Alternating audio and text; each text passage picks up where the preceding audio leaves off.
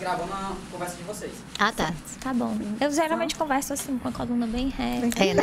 Sempre assim, elegante. Bem, Todos os dias. não, anda assim, hoje eu tô básica. Eu sei que a vibe daqui é bem low profile.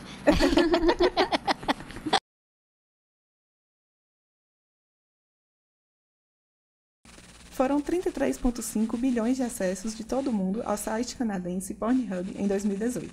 Esse número tornou o 28º site mais buscado mundialmente. O Brasil é o 12º país na lista de acessos ao Pornhub e está entre os 20 países responsáveis por 80% do tráfego. 1% dos acessos foram feitos a partir de celulares, enquanto 19,7% foi a partir de desktop e 8,7% de tablet. Esses dados são do último relatório divulgado pelo Pornhub. De acordo com o site alexa.com da Amazon, hoje, dia 2 de abril, o site xvideos.com é o 19º mais acessado do país. No mundo, o Pornhub é o 27º país mais acessado. Nesse ranking, eles competem, por exemplo, com o Google, YouTube, Facebook e Wikipedia. Sou Gabriela Custódio. Eu sou Catalina Leite. Somos do Lab 282, estúdio de Branded Content e Negócios do Grupo de Comunicação O Povo. Estamos com duas convidadas para falar sobre os possíveis impactos do consumo de pornografia na vida e no desenvolvimento sexual de homens e mulheres. A Débora Brito é médica ginecologista e sexóloga. E, Débora, você poderia se apresentar, por favor? Então, eu sou médica, como você já falou, né? Eu já meio que me apresentou. Sou médica ginecologista e sexóloga. Eu atuo nessa área, tanto na clínica privada quanto na maternidade escola, Assis Chateaubriand, da UFC, onde eu coordeno o serviço de sexologia e trabalho também com uma equipe que desenvolve um projeto de atenção a mulheres que sofrem violência sexual, que chama Superando Barreiras. Jussara Mapurunga, nossa outra convidada, é doutora em psicologia e autora do livro TPM, Tensão, Paixão e Mal-Estar, a subjetivação de uma mulher em tensão pré-menstrual. Jussara, por favor, se apresente. Olá, gente. Obrigada pelo convite. É um prazer estar aqui.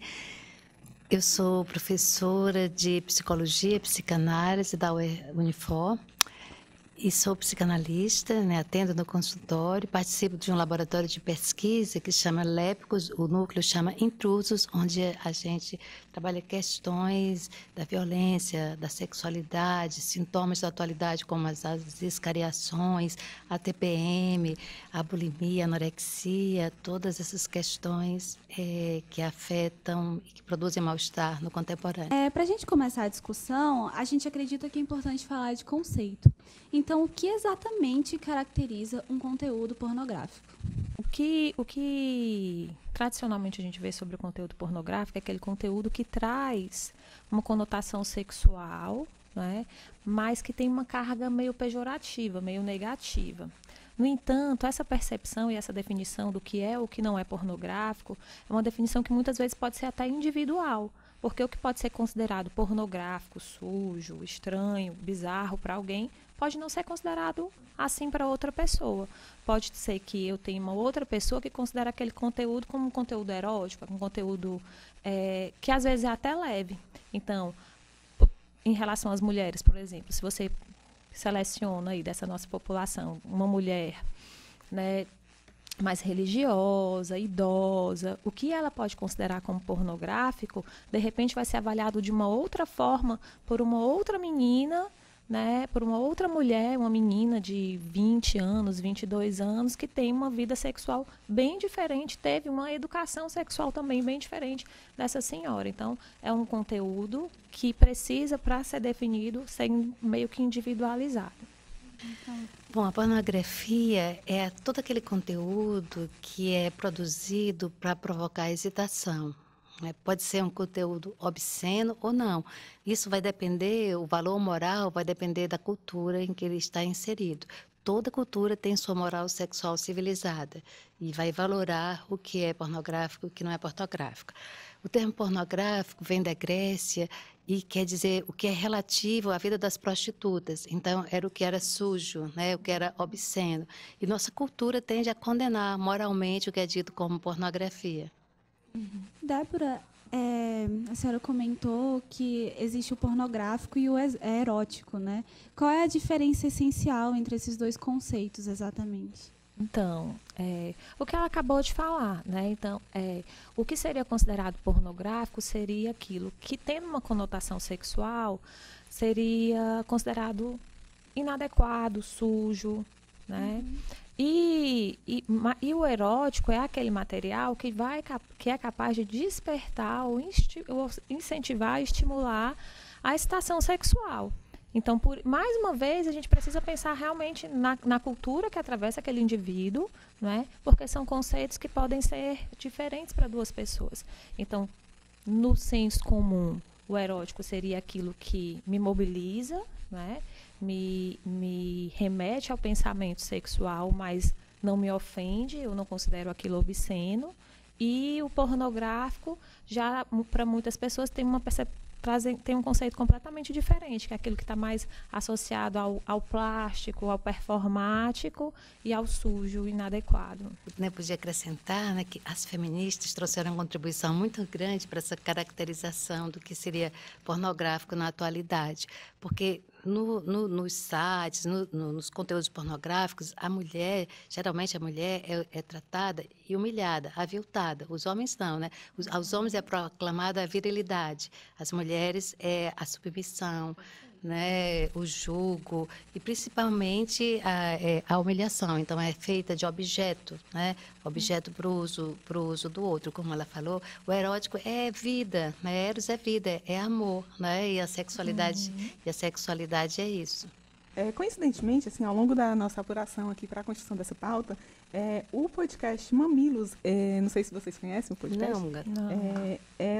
As meninas que produzem o Mamilos, elas publicaram um episódio chamado A Pornografia é Vilã, que foi no dia 16 de março que elas publicaram. E uma questão que elas abordaram foi justamente a condição de trabalho dessas atrizes nessa indústria pornográfica mainstream. E, além disso, também, a gente indo para outros conteúdos que também estão disponíveis sobre essa questão, tem vários documentários, por exemplo, o Hot Girls Wanted, que está na Netflix, que ele também aborda essa questão, algumas situações degradantes por quais algumas mulheres, na hora que estão entrando nessa indústria, pelas quais elas passam, né? Então, eu ia até perguntar para vocês percebem que esse conteúdo, justamente, que traz essa mulher que nessas situações degradantes, nessas condições dessa indústria, elas acabam tendo impacto na objetificação da mulher no mundo real, assim, tipo, fora desse conteúdo, assim, tem impacto de como a mulher é vista na sociedade? A pornografia é um mundo de práticas, né? Se torna uma prática discursiva também. A partir daquilo que ele extrapola, né, as imagens, né, os artefatos, e passa a circular na linguagem, claro que vai se manifestar no social. E é claro que a mulher vai ser significada daquela maneira que é projetada naqueles vídeos pornográficos. E as pessoas não fazem uma análise crítica disso, né? Não fazem, ainda mais hoje que as pessoas não sabem ler metáforas, né? E aí tendem mesmo a coisificar e a objetificar e tirar a coisa ao pé da letra, né? Todas nós somos atravessadas por essa cultura pornográfica, sem exceção. Se você não consome pornografia na sua casa, no seu computador, no seu notebook ou no seu celular, alguém com quem você convive e consome, tá? E outras culturas que também vão estar atravessando a formação, a construção da nossa sexualidade, como a cultura da pureza, que faz com que a gente olhe para o sexo como um tabu e faz com que a gente não possa conversar tão abertamente assim. Hoje até que a gente pode mais, mas no passado não era assim, né? Então a gente tem quebrado muitas barreiras, todas nós mulheres temos quebrado muitas barreiras. Que traz esse sexo como um tabu, algo que eu não vou falar sobre o assunto, né? A cultura do estupro, esse medo de ser violentada, de ser machucada por alguém, e outros medos também que nós vamos trazendo ao longo da construção da nossa sexualidade, como, por exemplo, de ser abandonada, de ser trocada. Associados à cultura pornográfica, vai construindo para cada mulher uma maneira de lidar com essa questão sexual. Em relação à cultura pornográfica, particularmente, eu acho que talvez mergulhando aí cada um no seu pensamento, você vai ver que você se compara com as práticas sexuais que existem no nosso mundo hoje e que são cada vez mais públicas, que cada vez mais se fala sobre elas. A gente vai sempre se colocar se comparando. Eu faço menos que isso, eu faço isso, eu faço mais que isso, eu estou ok, eu faço o que todo mundo da minha idade, mais ou menos, também faz em relação a sexo, ou não, eu sou mais, não, eu sou frígida, não, eu sou... Então, e a gente se coloca isso em relação a quê? Ao que, né, é colocado como o socialmente normal ou adequado para aquele determinado momento, naquela determinada sociedade. Então, práticas sexuais que hoje, né, a gente vê as meninas chegando no consultório e abordando isso como algo corriqueiro, para outras mulheres de outras faixas etárias, de outros círculos sociais, aquilo é considerado para elas algo estranho, algo obsceno, uma coisa que o marido dela assistiu em algum lugar e agora ele quer que ela faça, mas ela não se sente confortável. Então, isso contribui sim para a objetificação dessa mulher, que passa a não perceber, a não ouvir a própria voz, no sentido de o que é que eu estou disposta a fazer, o que é que dialoga comigo, quais são os passos que eu quero dar na construção dessa intimidade, da minha intimidade com essa outra pessoa, e eu começo a me colocar como um objeto de prazer para o outro. Eu preciso conseguir fazer determinada prática sexual, porque essa prática sexual é importante para minha parceira, porque ela já vivia isso com a namorada dela anterior. É importante para o meu parceiro, porque ele já vivia isso no relacionamento anterior. Ou porque agora todas as mulheres fazem, de repente eu tenho que fazer também. Então, isso faz realmente com que cada uma de nós, porque às vezes a gente tem costume de colocar muito a questão para outra, né? Mas cada uma de nós lide com a construção da própria sexualidade, sempre meio que avaliando como que eu estou em relação ao que agora parece que é o normal e o natural. Então, essa questão da objetificação não vai só do outro, como vê a mulher, como da própria mulher, como ela mesma se vê, né? É muito recorrente, Gabriela, que as mulheres cheguem no consultório falando ou abordando as dificuldades sexuais em relação ao prazer do companheiro, né? Do tipo, eu preciso melhorar porque ele tem necessidade disso. Eu preciso melhorar porque ele não encontra em casa, ele vai procurar na rua. Então, é muito recorrente. Independente de classe social, é muito recorrente. E aí você percebe exatamente isso, né?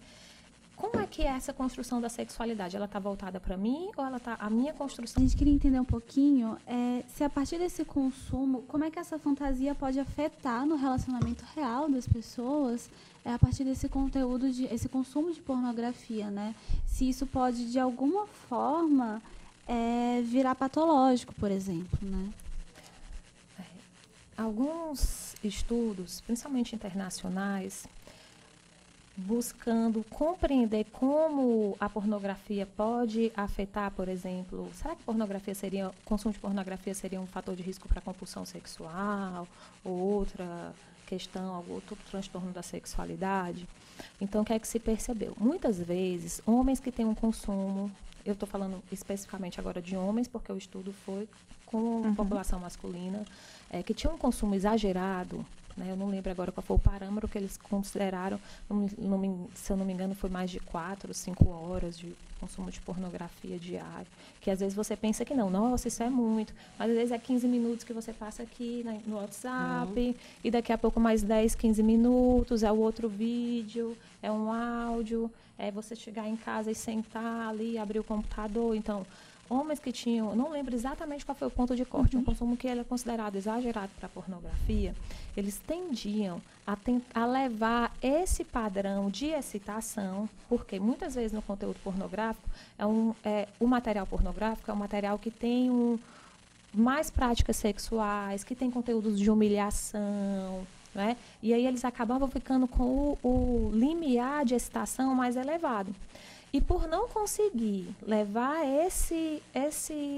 aquele cenário ali que ele tinha assistido, né, aquelas práticas, né, aquele conteúdo para a intimidade com as companheiras, porque foi um estudo feito com casais heterossexuais, homens heterossexuais, eles às vezes se queixavam, por exemplo, de dificuldades de excitação, porque ele precisava de um estímulo sexual muito maior para alcançar o mesmo padrão de excitação, a mesma ereção que ele alcançava com a pornografia, né? Então, as dificuldades podem ser desde individuais, porque eu posso aumentar o meu limiar, o tipo de estímulo que de fato é capaz de deflagrar em mim a sensação de excitação, até também diádicos conjugais, porque eu posso estar levando para dentro do meu relacionamento um conteúdo que não é um conteúdo do universo concreto, que é algo que é da fantasia, trazendo desajuste e conflito mesmo dentro do relacionamento.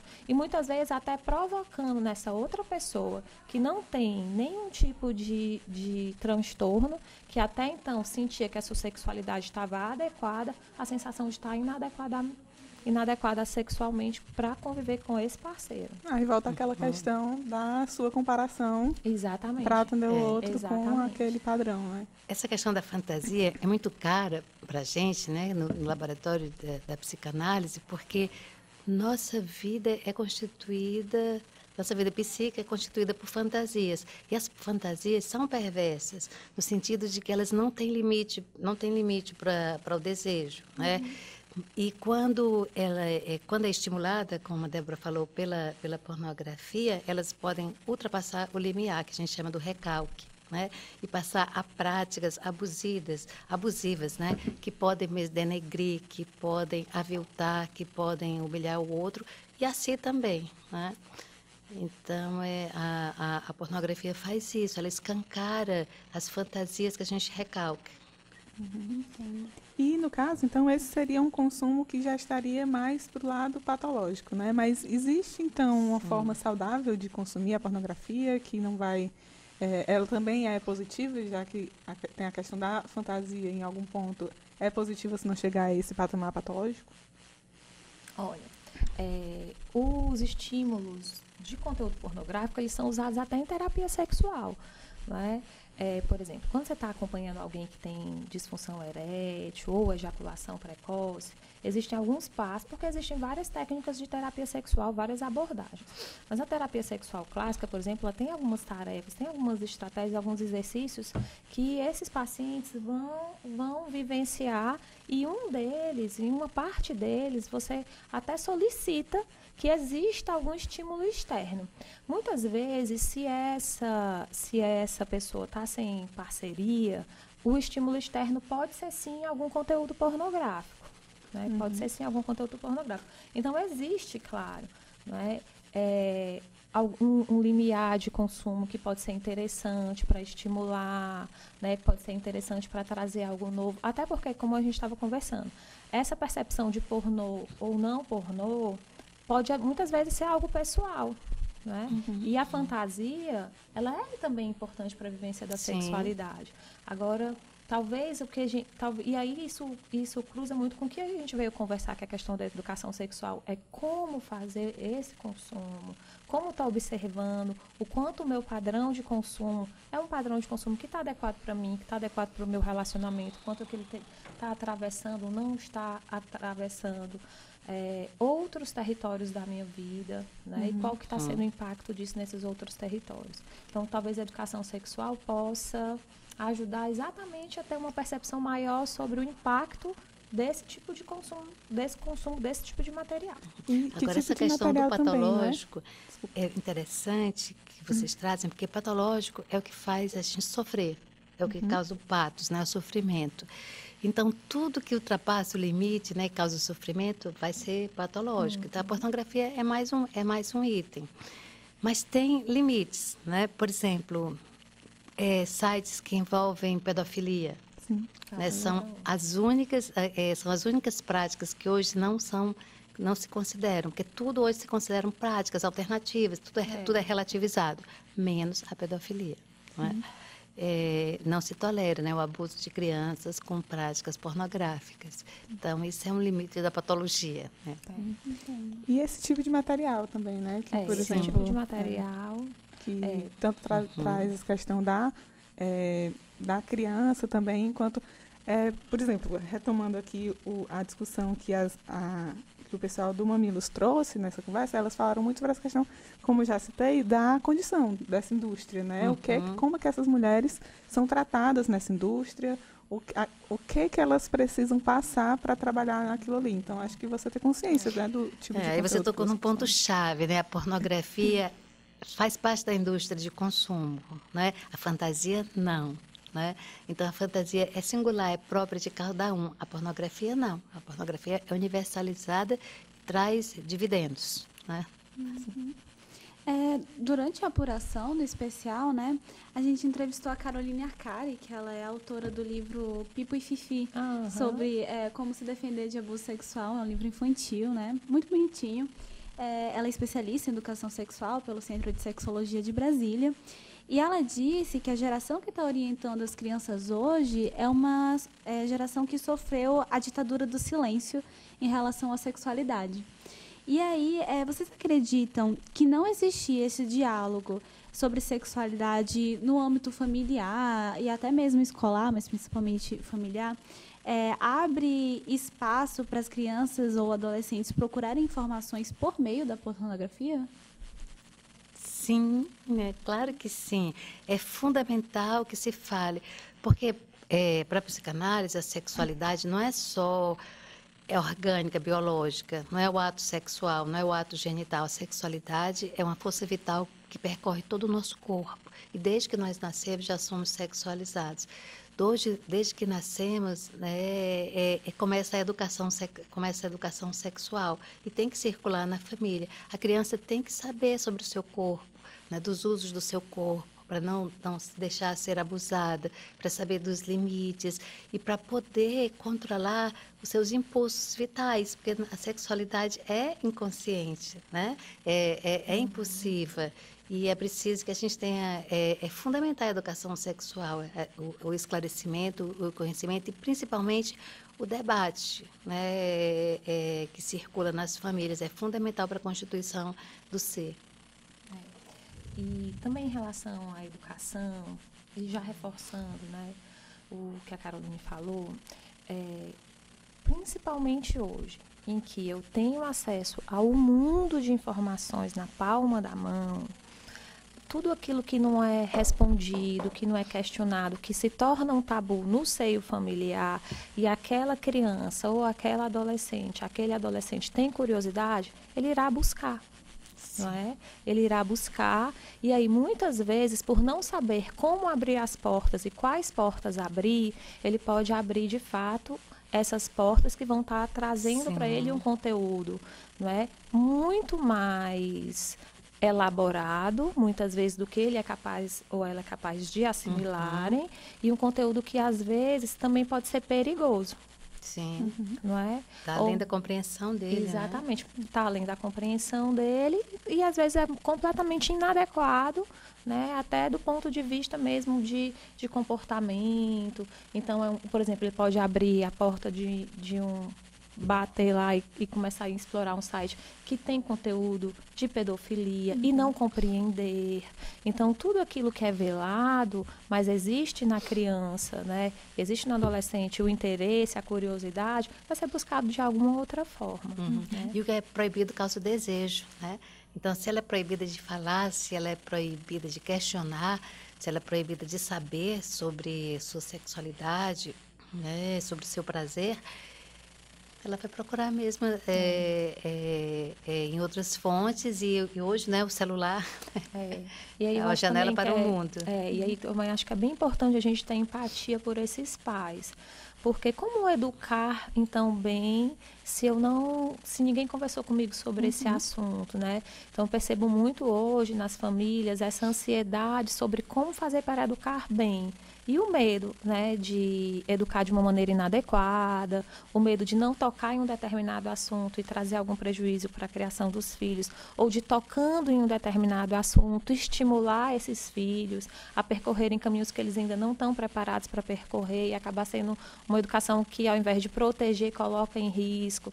Então, é uma angústia também que eu percebo como muito frequente. No consultório, às vezes, eu recebo pais e mães que estão ali presentes por alguma ansiedade em relação à criação do filho, alguma coisa que ele percebeu, ou que o filho perguntou, ou a filha perguntou, e aí gera aquela angústia. Mas se eu falar mais sobre isso, será que eu não vou estar exatamente aí estimulando esse tipo de curiosidade, estimulando esse tipo de conduta, né? Antecipando coisas que só era para estar sabendo lá na frente, né? Então, realmente, eu acho que além de não apenas muitas vezes questionar ou julgar esses pais que às vezes vão educando de uma maneira inadequada, é ter empatia, sabe? Mostrando caminhos seguros, né? Onde eles possam obter informações, grupos de apoio, onde eles possam podem ter informação e conhecimento para que eles possam educar essas crianças da melhor maneira possível. Até né? porque se hoje se fala pouco, antes então Se falava menos ainda. Então esses pais já foram formados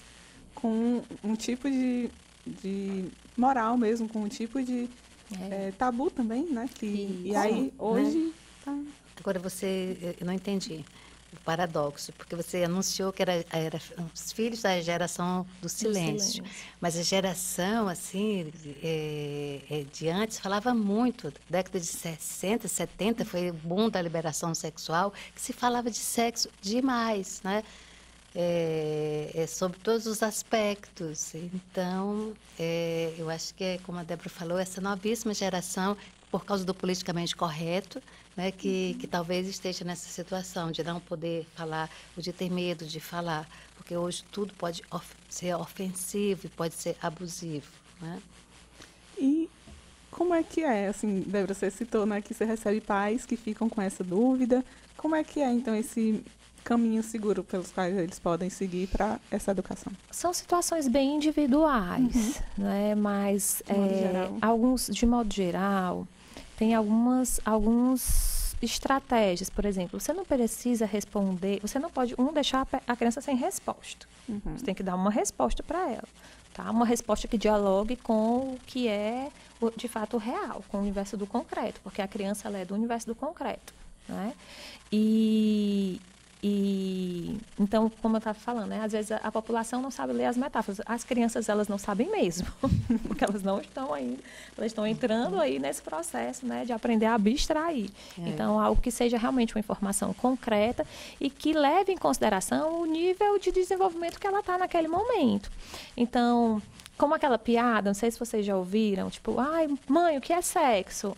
Aí a mãe fica ali, olha, meu filho, sexo é quando acontece um homem e uma mulher, eles se encontram, se acariciam. E aí ela conta todo o ciclo de resposta sexual, né, o que é um coito e tudo. Aí depois ele olha assim, mãe, mas eu só queria saber se era masculino ou feminino. Não era aquilo, né? Então... o que a gente orienta? Respeita o nível de desenvolvimento do teu filho, refaz essa pergunta novamente. O que é que realmente você quer saber? Onde você viu isso? Me fala um pouquinho mais para eu saber o que é que você está querendo entender, para eu poder te explicar.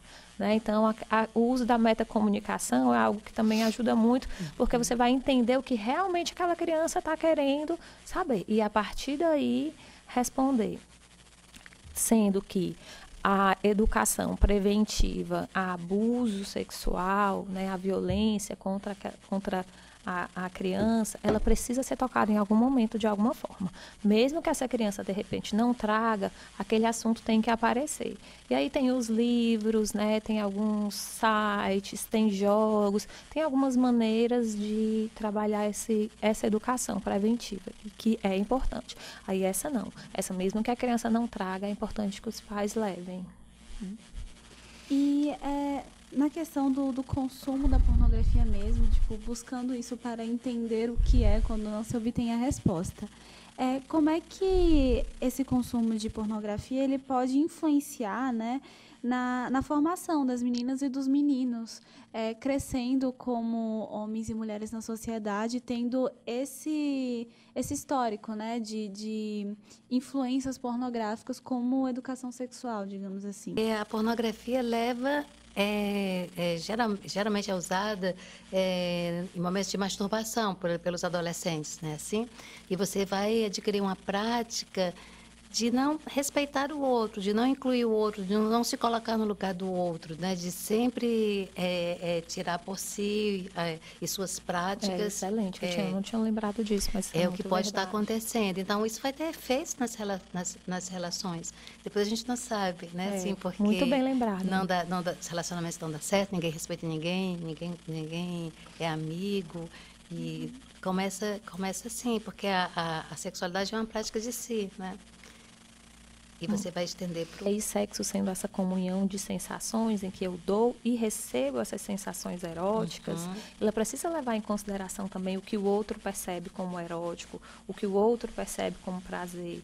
E aí, quando existe o consumo da pornografia, e esse consumo da pornografia, como foi muito bem lembrado, está ali associada ao início da vida sexual, a descobertas, masturbações, aqueles momentos que ficam ali trancados dentro do banheiro, com o celular na mão. Antes era só pensando ou era uma revista, né? E agora levam o celular, né?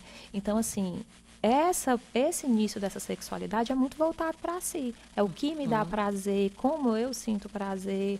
E o sexo em si, o sexo sadio, ele leva em consideração o outro, né? Porque é um ato de comunhão das sensações. Então, é importante que eu entenda também como essa pessoa que está tendo relação sexual comigo se sente em relação ao sexo, o que é que ela gosta, o que ela não gosta, o que ela aceita, o que é natural para ela, o que não é natural para ela, e não apenas a satisfação dos meus desejos e das minhas fantasias sexuais com o outro. E mais uma vez a gente volta para falar sobre isso, né? Para ter abertura, para conversar.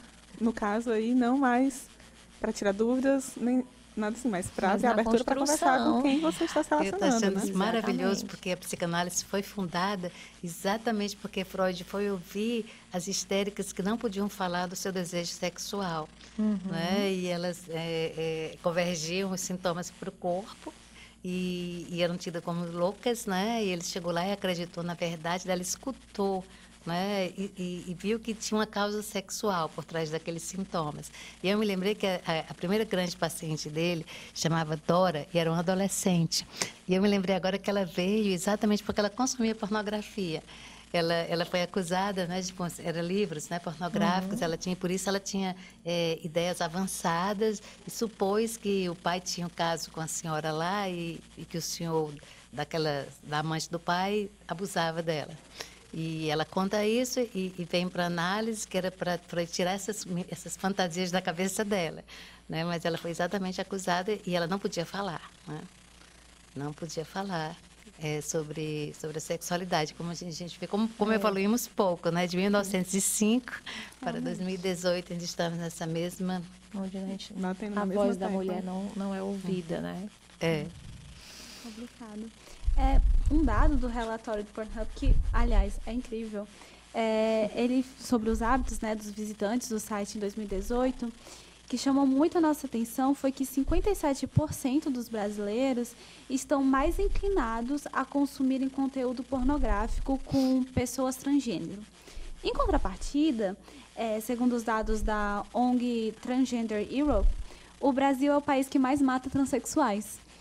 Então, esses dois dados, eles podem, de alguma forma, refletir alguma coisa sobre a nossa sociedade? Nossa, a gente está com uma profissional incrível para falar sobre isso, porque eu acho que ninguém entende tão bem isso quanto os psicanalistas. Né? Realmente, o Dr. Freud, quando ele fala que a sexualidade... existe a sexualidade consciente, que é que você está falando, né? Que existe pela reprodução, pelo prazer, pela questão da educação sexual. E existe a libido, que é inconsciente, né? Que move a sexualidade.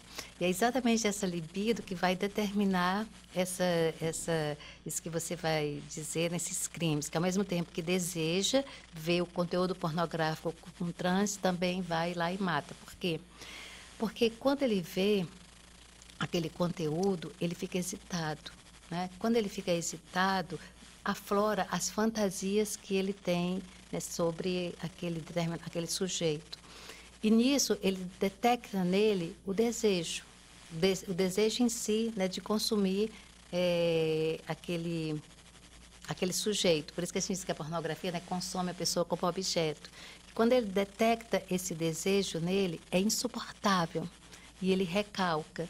E daí, quando ele mata o transgênero, ele está matando, na verdade, é o desejo em si, né? De ter algo sexual com aquela pessoa. Ele não suporta esse desejo. Então, chega a passagem ao ato de matar, né? Para matar, na verdade, o desejo em si. Que velho Freud nos diz. A psicanálise, ela explica bem muitos desses casos, ou pelo menos a crueldade que acontece em muitos desses casos. Embora eu acho que isso ajude a explicar uma boa parte dos casos, eu acho que outra questão que também está associada é que a população trans é uma população que é discriminada, é uma população que vive à margem, não é? E aí, para muitos, é uma população que tem menos direitos, que tem menos cidadania, o que é completamente inadequado, não é? E aí a crueldade com que se destrói esses corpos, né, com que se assassina essas pessoas, se torna ainda pior, porque acabam colocando essas pessoas em lugar de serem menos pessoas do que todas as outras pessoas, do que aquele que mata, por exemplo. Mas isso não acontece apenas com a população trans, isso acontece também com o negro, com o pobre, com o favelado, com o índio, não é? Como se essas pessoas elas tivessem um outro patamar de seres humanos que não daquele que vai e mata. Sim, com mulheres, prostitutas. Mulheres, né? Exatamente. Exatamente. O asco que produz nessas pessoas fazem com que eles, né, essa crueldade que velho Freud diz que é a pulsão de morte que existe dentro da gente, a pulsão destrutiva. E aí você Eles acaba não vindo com muita violência contra esse outro corpo. Eles não consideram uma pessoa igual a si, né? Consideram como um objeto, uma coisa sem valor, né? Inadequado, sujo. Que ele deve limpar do social. E principalmente limpar de sua mente. Como se matando aquele sujeito fosse tirar de dentro de si o desejo. Exatamente. Agora, finalizando aqui, indo para o finalzinho da nossa conversa, outra coisa que a gente queria trazer é que tem um projeto de lei, que é o projeto de lei 6.449 de 2016. Ele é de autoria do ex-deputado federal Marcelo Aguiar. E esse projeto, ele obriga operadoras que disponibilizam acesso à internet a, abre aspas, criarem sistema que filtra e interrompe automaticamente na internet todos os conteúdos de sexo virtual, prostituição, sites pornográficos. O projeto foi desarquivado em fevereiro desse ano e ele tramita em conjunto com outras proposições que também falam sobre essa questão de bloquear acesso a determinados conteúdos. Então, assim, com tudo que a gente já conversou aqui, com todos os assuntos que a gente já discutiu, vocês consideram, então, que o problema está na pornografia em si e ou também na falta de criticidade, na falta de orientação mesmo sobre esse conteúdo? Como é que vocês veem? A questão é bloquear? Como é que é essa questão? Eu acho que o mercado da pornografia em si tem muitas questões que precisam ser olhadas e trabalhadas independente da internet. Tá? Tem várias maneiras de olhar para isso. Eu acho que existem várias maneiras. Sempre existem pessoas que consideram, existem vertentes da arte que dialogam com a pornografia. Né? Então, eu acho que esse mercado ele precisa, de fato, rever algumas questões, inclusive com relação à proteção de menores em relação ao acesso para eles.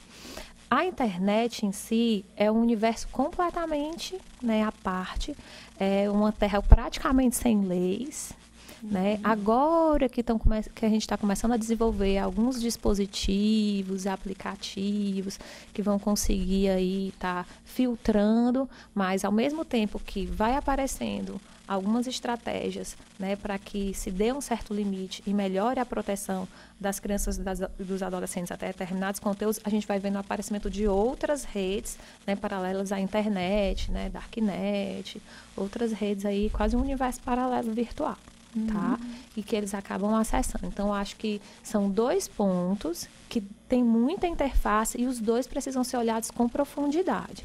Tanto o acesso de crianças e adolescentes, muitas vezes, a material que eles não têm condições de estarem acessando, tá? Eu acho que isso é importante, tá? Então, é importante discutir mesmo projetos de lei como esse, como a própria regulação do mercado pornográfico também precisa ser olhada com cuidado. E a questão que a Débora está falando é muito importante de proteger as crianças. Mas também nós já vivemos numa sociedade tão regulamentada, né, com tantas proibições, que será que o caminho não seria a educação, como vocês estão propondo? Não é? Toda sociedade tem que ter um limite, porque senão não é mais sociedade, né? Tem que ter um limite aquele negócio, né? o seu direito termina quando começa o direito do próximo. Então, tem que ter um limite para regular as coisas. A pornografia também tem que ter um limite. Então, dentro disso, é muito interessante o que ela diz, né? Para barrar o acesso a crianças e etc e tal. Mas também a pornografia pode existir, né? Claro. E como ela falou, pode ser até usada em práticas terapêuticas e passando por um filtro, né? Passando por um critério. Então é isso, tem que ter lei para tudo, como você falou, tem até para pornografia. Que é Vocês isso. querem acrescentar alguma coisa que vocês deserem Isso falar? mesmo. Obrigada pelo convite, meninas. Né? Que bom que deu certo, foi ótimo. Né? Acho um tema super pertinente, super importante estar conversando sobre isso. Tá conversando também sobre os direitos. A gente falou não apenas de pornografia, mas a gente falou de criança, de adolescente, falou de mulheres, falou de população trans. Eu acho que é muito importante e achei super louvável a iniciativa de vocês. Por isso que eu fiquei bem feliz de vir. Porque para que a gente tenha conteúdos de mídia que não sejam apenas comerciais, né? Que eles não sejam apenas no intuito de estar vendendo alguma coisa, mas que está fazendo, vocês têm um papel importantíssimo nisso, que é fazer a sociedade refletir sobre como ela tem caminhado ao longo do tempo. Legal.